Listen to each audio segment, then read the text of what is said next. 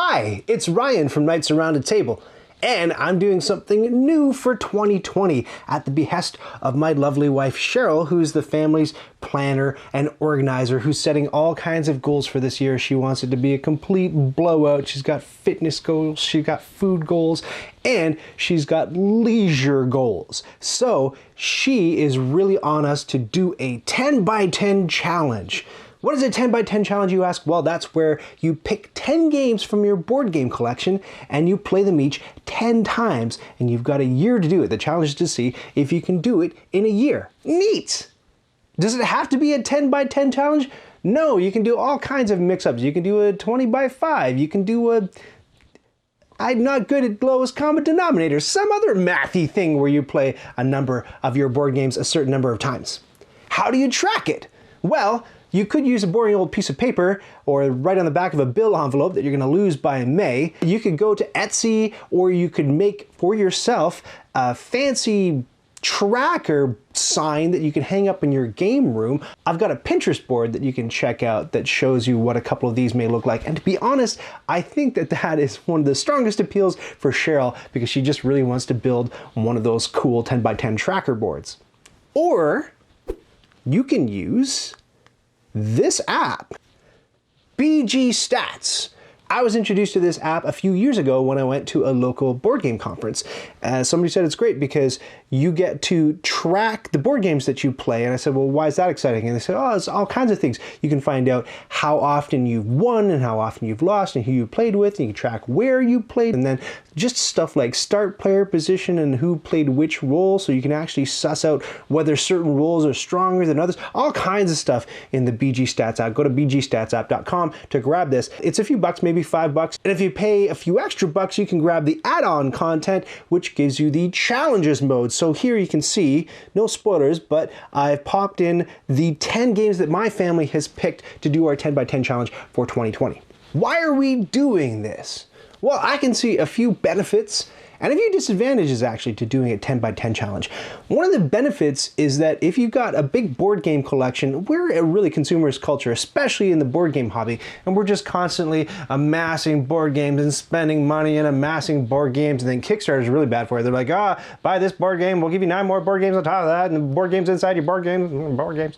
So what it does is it lets you slow down, it lets you focus on a few of the games that you have that you can really enjoy. So instead of buying 8 million games and playing them each once, you can go through your games and really savor them, right? Really taste your food.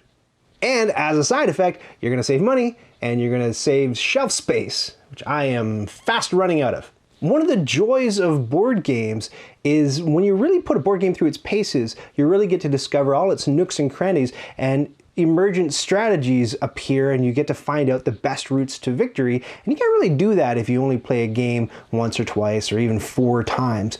If you really sit down and play a game a bunch of times, you can really spelunk it and figure out if it's a great game that's going to stand the test of time in your collection. And if it's not, yeah, maybe nix it, maybe sell it and save that shelf space and maybe fill that with something that deserves to be there a little bit more.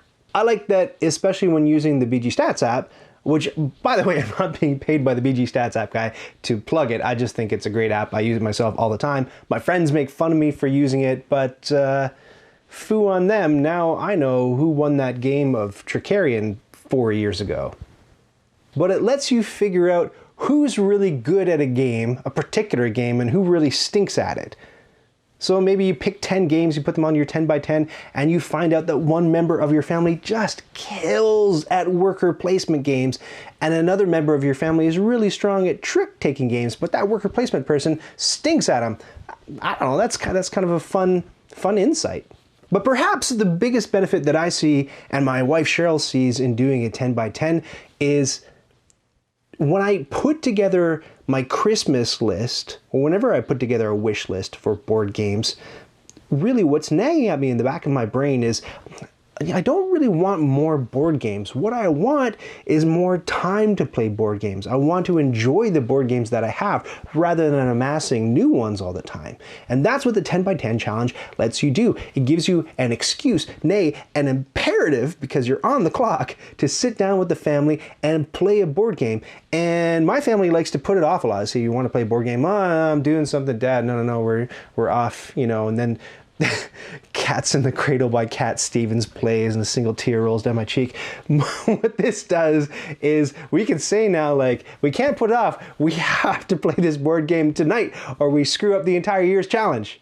So I don't know if we can get the kids buy-in on that. As you may know, I have 2 daughters, Cassandra and Isabel, and they're ages 13 and 11. And I don't have them for a whole lot longer. I'm really conscious of that. So this is an exciting opportunity to sit down at the table, to look into their faces, which we don't do all the time. I admit we eat dinner while watching TV together quite often, and that's just not the quality family togetherness bonding time that I want out of my family experience. So 10 by 10 helps us get all that good stuff in. What are the disadvantages of a 10 by 10? Well, the first obvious one is that maybe you're going to get sick of the games that you pick. That's why some people tend to favor a 20 by 5, or maybe, increase the number of games or reduce the number of times that you play them. That's fair. Another disadvantage is that it doesn't leave a lot of room if, a big exciting game comes along and you pick it up. You'd really like to play it, but you got that 10 by 10 challenge, so all of your free board game time is eaten up trying to get through that challenge. So it doesn't give you a whole lot of wiggle room depending on how much leisure time you have to spend on board games. And if you use the BG Stats app, there's a hardcore mode on the challenges add-on that says once you pick your X games and the number of times you're going to play them, it's locked and you can't change it for the rest of the year. So it really holds your feet to the fire. I decided not to opt for that particular setting. So our 10 by 10 is malleable, but we'll see how it goes. And then the last disadvantage I can see is, what if you don't finish your 10 by 10 and then that's yet another goal that you didn't make, and maybe you're 10 pounds heavier and you've been eating chips all year. So it's just one more reason for you to feel like another failure. But I thought about that a little bit and I thought, well, even if you don't get through the entire 10 by 10, you still have played a bunch of games a bunch of times with your family and you've realized a bunch of those benefits that I mentioned earlier. So I think it's okay. I think you're fine. So without further ado, you must be wondering, Ryan, what is on your 10 by 10 challenge list for 2020? Well, let me tell you, in no particular order, except the alphabet, here is what's on my 10 by 10 board game challenge list for 2020. Number 10, the Alhambra Big Box. This thing's taking up most of the shot. The Alhambra Big Box. A big box is a product where the publisher has come up with a base game and then an expansion, another expansion, another expansion. They've taken all the expansions in the base game and rolled them into one gigantic product, which is what this is. I have never played this with my daughters, so I don't know if they'll like it, but my wife Cheryl and I think they probably will, especially my eldest daughter Cassandra. It's an economic management game with a little bit of city building, if I remember, but it's been so long. But the best memory I have of the Alhambra Big Box is when our family rented a cottage, or you may call it a cabin, a couple of hours north of here for this a week in the summer. And my friend Jess came up to the cottage, and she's not a big board game fan in the least, but she does like logistics and she does like challenges. So this was a heck of a challenge. So we cracked this open and I said, hey Jess, what if we played all of the expansions together at the same time?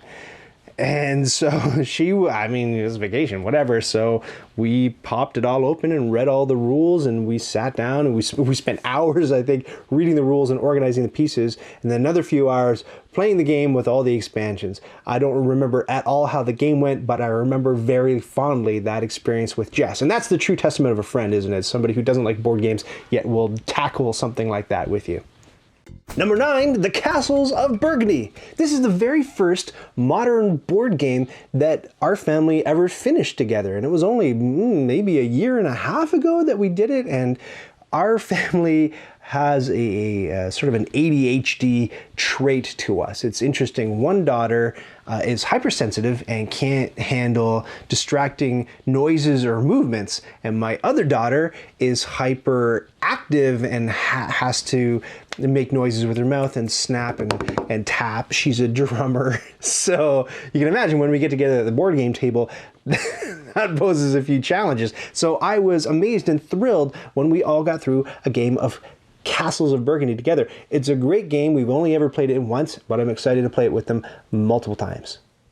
10 times, you could say. Number 8, Cat Lady. This was one that the girls picked. They both really like it. It's fast and simple. We actually just played a game of it last night. It went like zippy, and they said, what, it's over already? There is now a deluxe version of this game that comes in a tin. I'm not too sure about the resources, but when I was playing last night, I was like, nah, these cubes don't look like actual tuna. I don't know if they do look like real fish in the deluxe version. Funny though, when you feed cats, their food does kind of come out in cubes or in cylinders when you shake it out of the can. Anyway, the other thing that this version is lacking, as we noticed last night, is a score pad, because there are all kinds of cards that you can get and you can tally up scores different ways. So we missed that. It would be nice to have the deluxe version, but I'm not going to cry about it. Cat Lady, the girls like it, we like it. It plays quick, so we're excited to have that on the list. Number 7, Dice Forge, and the expansion Dice Forge Rebellion. If you've been following along, I was on a vision quest to get a deck builder that doesn't use cards because I don't like shuffling that much, and I happened upon Dice Forge, which has customizable dice faces. This one of the common criticisms about it is that it sort of plays a bit longer than it needs to and overstays its welcome, but I hope that by the time we play this a few times, I hope this with all the games actually on the 10x10 challenge, it just will get zippier. Nobody has to be reminded of the rules, and we can bounce through a game a lot quicker than when you take a board game off your shelf and dust it off and crack the rule book and go, what is this again? So that's my hope with Dice Forge. Otherwise, I love the artwork in Dice Forge. I love that hopefully when we're all on our A game, it's a quick one to play, and maybe we can even get one done on a school night.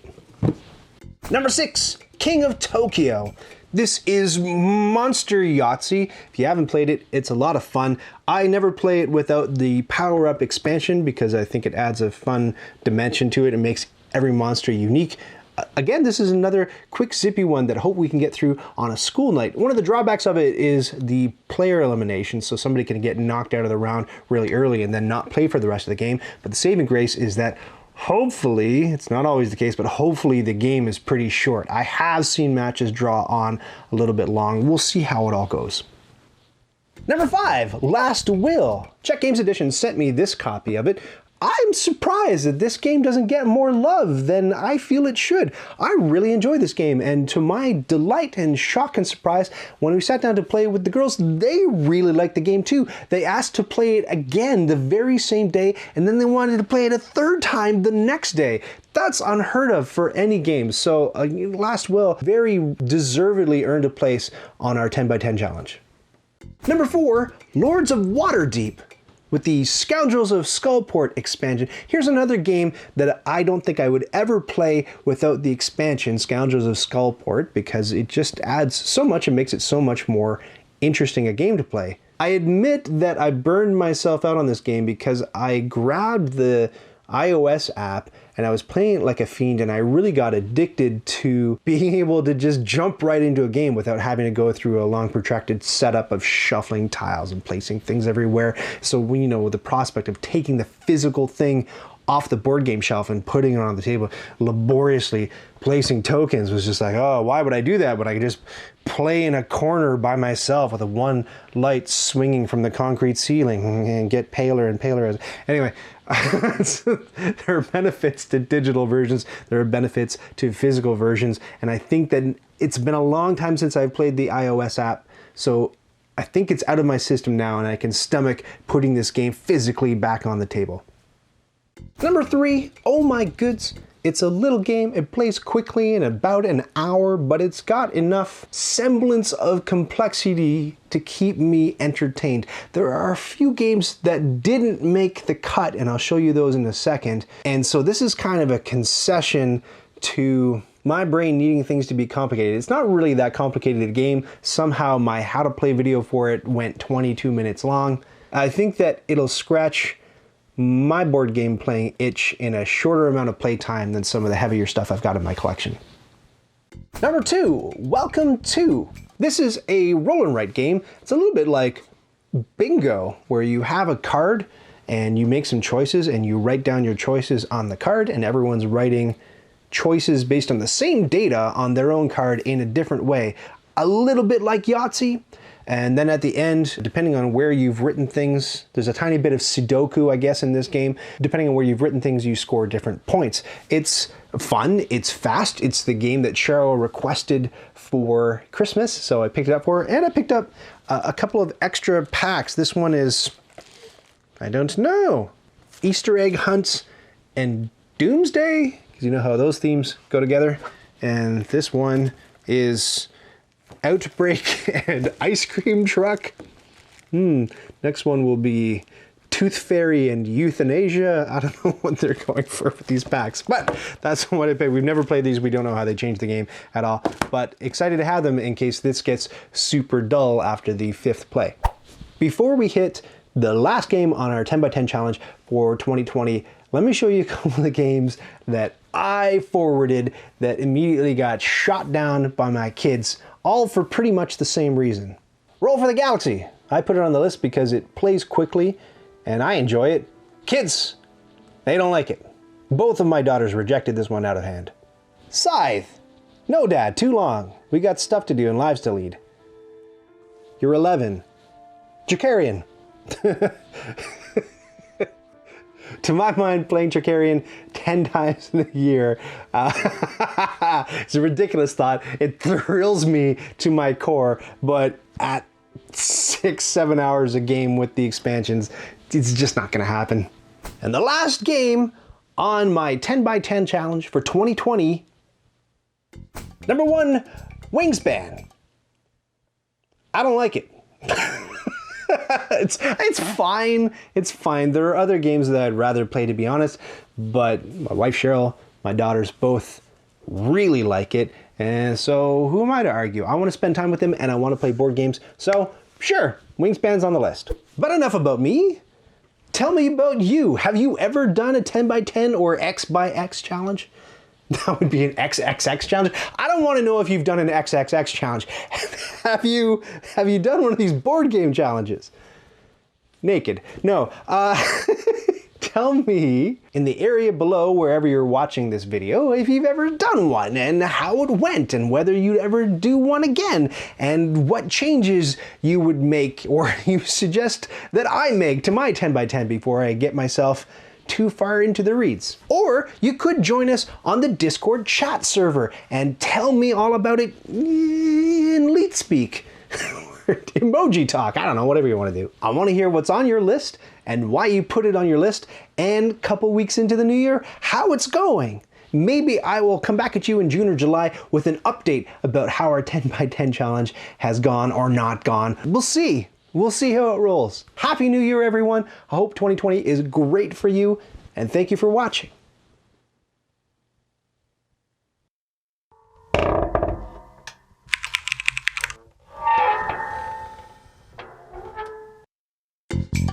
Did you just watch that whole thing? Oh, hey, to 100% this video, click the badge to subscribe, and then click the bell to get notifications when I've got new stuff.